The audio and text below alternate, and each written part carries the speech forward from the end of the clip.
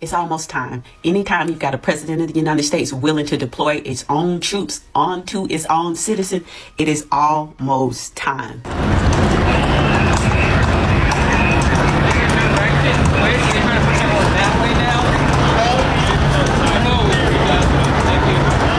They are moving in to crush these protests. What up, my beautiful black people? Welcome to Black People Politics Network. I'm Mr. Red.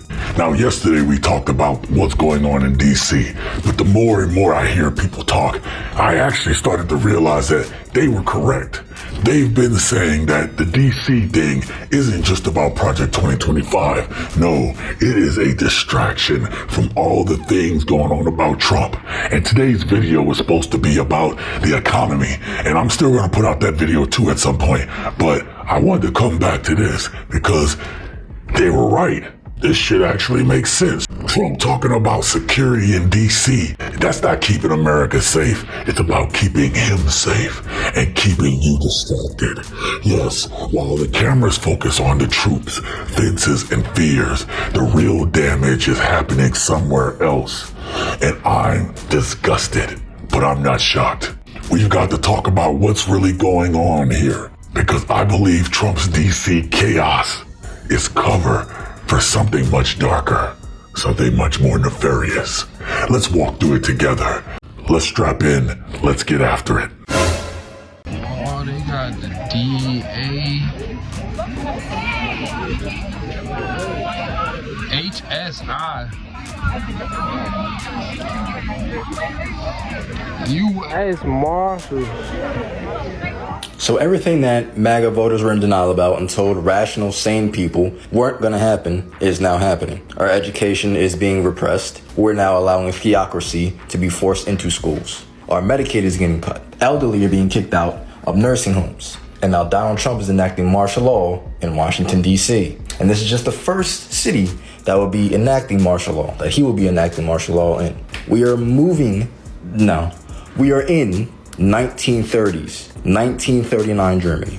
This man is full on Mussolini. What possibly else more do people need to see to stand up and fight back? Now, it should come as no surprise that Trump is surrounded by bad press right now, especially with all this Epstein shit.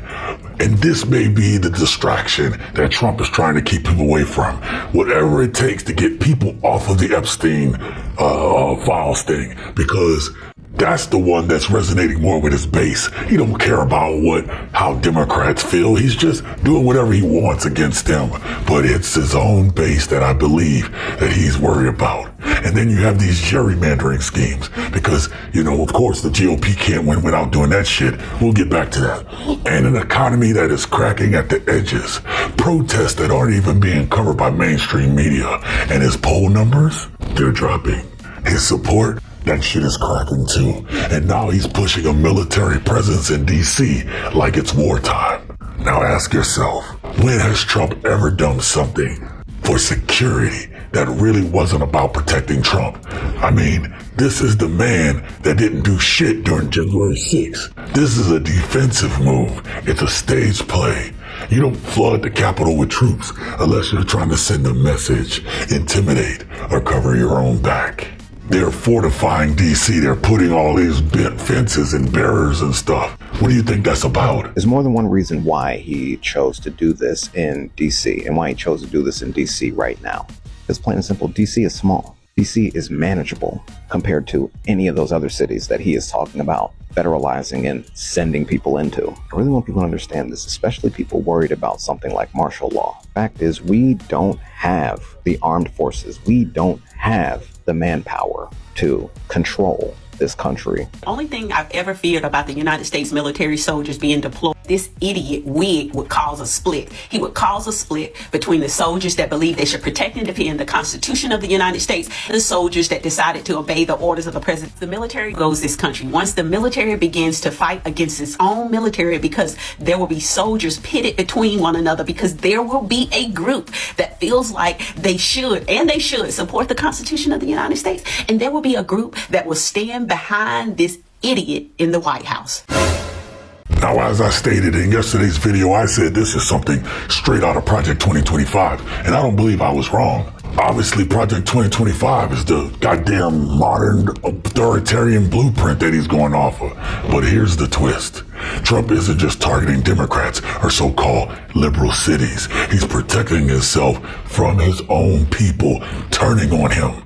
Yes, why would his own people turn on him? Because they are the ones who are going to feel the effects of everything Trump's doing more than anyone else. Before I even hit record on this, I got a notification on my phone saying that the national debt is at its highest level ever at $37 trillion.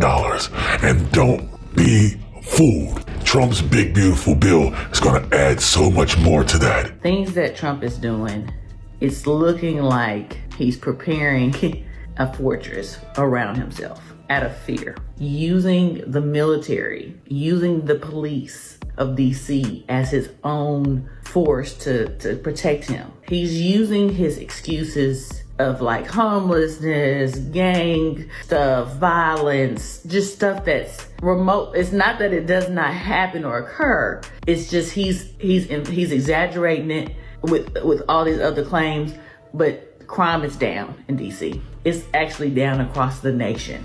What Trump is doing is smoke and mirrors. I believe that he is trying to use this as a way to set himself up for what's gonna happen in the future. They know that this Epstein stuff isn't going away, so if they got us, the red side on our side too, oh yeah, you best believe like they're scared because they already seen what happened on J6. How can our side not be with us no more? They were our protection. They were our protectors. Okay, they're losing their ground. We already knew this. We knew this was gonna happen. Remember who stormed the Capitol. It wasn't Black Lives Matter. It wasn't immigrant activists. It was his own base. If he's expecting more economic pain, more job losses, more truth about Epstein and the GOP, he knows they might turn on him.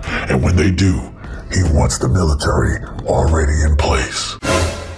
With the support of the new federal agencies who have been surging on the streets of the District of Columbia for far too long, these laws have been completely ignored, and the homelessness problem has ravaged the city. So homeless individuals will be given the option to leave their encampment, to be taken to a homeless shelter, to be offered addiction or mental health services, and if they refuse, they will be susceptible to fines or to jail time. Part of the reason for this federalizing of the National Guard to bring in this assistance for law enforcement while we are targeting criminals and trying to remove criminals off of the streets. We also want to make DC safe and beautiful, and that involves removing mentally disturbed individuals and homeless encampments as well. That's literally an offer they can't refuse.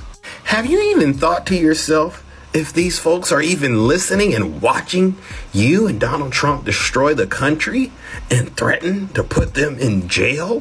How do you know they even really truly get what you're saying? You're just going to round up these people and just cram them inside of jails all over America? That sounds American, right? Now, let me tell you what I've been seeing. Trump is criminalizing homelessness. He's not doing it to fix the problem, but to lock people up and create modern-day slave labor. If you recall that all of those people that Trump was deporting, that was working the farms and doing all the hard labor that a lot of people just wasn't going to do. Even his own supporters complaining about immigrants taking the jobs, won't do the jobs that the immigrants was doing. So now there's a vacuum there, and we're not going to do it. So I believe that this whole thing with locking homelessness up is because he's going to find a way to create the workers. Then there's the tax bill that will push more Americans into poverty, creating more desperation, creating more homeless people. Do you understand what I'm saying? And once you have desperate people in an economy that is not thriving nor moving or providing any type of relief or upward mobility, those people will be desperate. Those are the type of people who either fight for their freedom or they'll give up their rights. They'll give up their personal freedom. They'll do it willingly.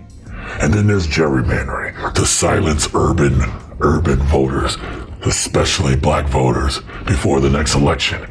Because if the Democrats get back in the house. There's going to be inquiries. There's going to be checks and balances. They're going to hold him accountable on the purse. I do believe that.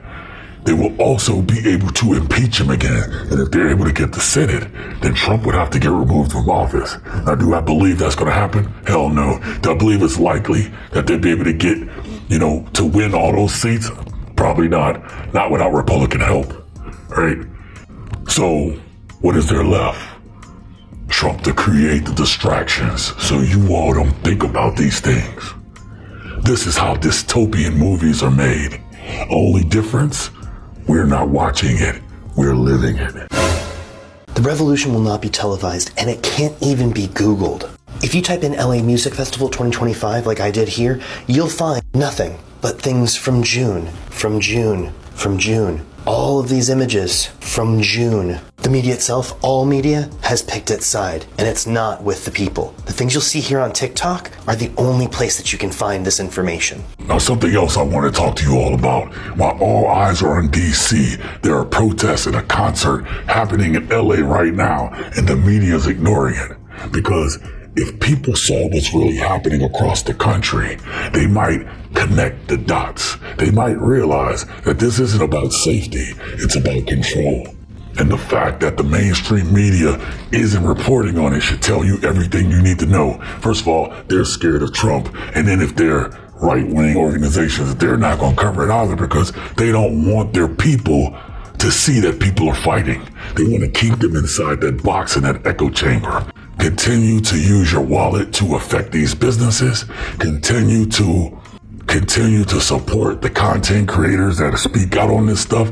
All of these things help so that we can push this message out. How far does Trump have to take this for y'all to realize this is 1930s Germany? How far does he have to take this for y'all to realize this is 1940s Italy? This is Mussolini. This is fascism at its highest. It's so infuriating that y'all are not seeing it. And we told y'all not to vote for him. And now that we told y'all this over and over and over and over again, we the ones that have to deal with the consequences. DC, Maryland, Virginia, the DMV, people who work in the city. They're federalizing DC police. They're sending the National Guard. DC isn't even top 10 in crimes in the country. I mean, how far does he have to take this? There's no freedom of press. He's deploying the National Guard. He's attacking the homeless and the children in DC. Does he just wake up and just spew out nonsense and then just deploy things? And